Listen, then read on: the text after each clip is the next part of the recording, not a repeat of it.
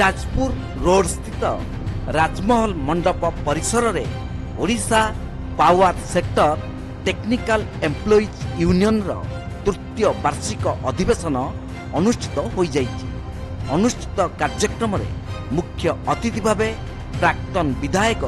चित्तरंजन षडंगी और मुख्य वक्ता भावे प्राक्तन श्रमिक विभाग अधिकारी नित्यानंद राउत प्रमुख जोगदे उद्घाटन करथिले। कर्मचारी मानकु 24 घंटा खटाइबा, कर्मचारी मानकु उपयुक्त बहुणा नदेबा, श्रम विभागर नियम को बेखातिर करिबा, ठिका संस्था गुड़ी को प्राधान्य दे विद्युत कर्मचारी को अणदेखा करिबा, मनइच्छा कर्मचारी को छटई करिबा, ठिका कर्मचारी मानक समस्त प्राप्य को ठिकादार माध्यम रे प्रदान करिबा,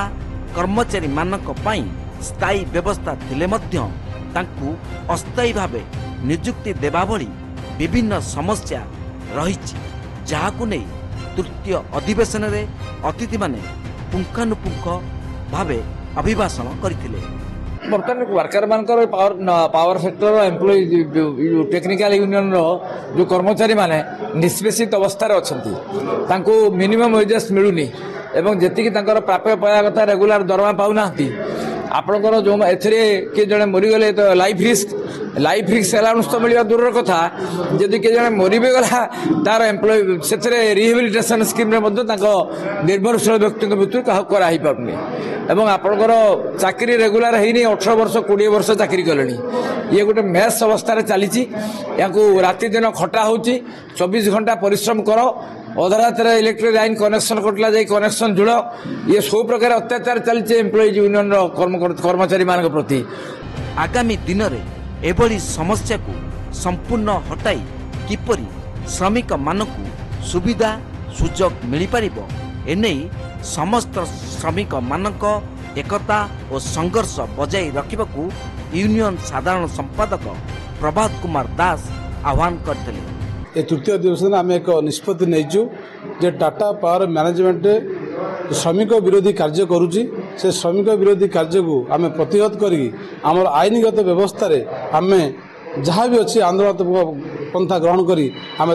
समस्त श्रमिक को न्याय प्रदान करूँ ये आज प्रतिश्रुतिबद्ध है। आम जो अधिवेशन आज कर समस्त मैनेजमेंट को आम निमंत्रण करूँ यथा अलग आम प्रशासन निमंत्रण करूँ जे आमर ये अधिवेशन माध्यम आमर दुख जन था जे आमर दुख कि लाभ हो आम ओडिशा राज्य आम जन नागरिक आम ये श्रमिक भाव में कम करुँ आम केमी लाभ हो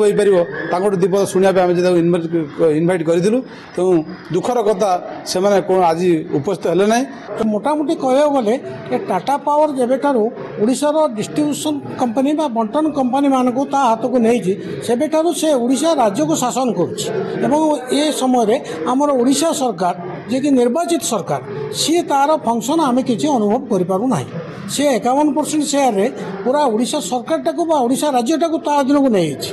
ता मन को आसुची जहाँ नीति नियम अच्छी जहाँ नीति नियम परिवर्तन है से नीति नियम को से परिवर्तन करदे पार्चे ये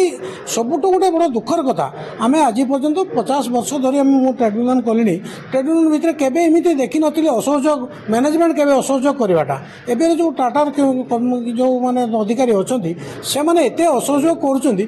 ठिका श्रमिक मानक गति श्रमिक परिणत कर। जाजपुर व्यासनगर ज्योति प्रकाश भूया रिपोर्ट तीर्थक्षेत्र लाइव।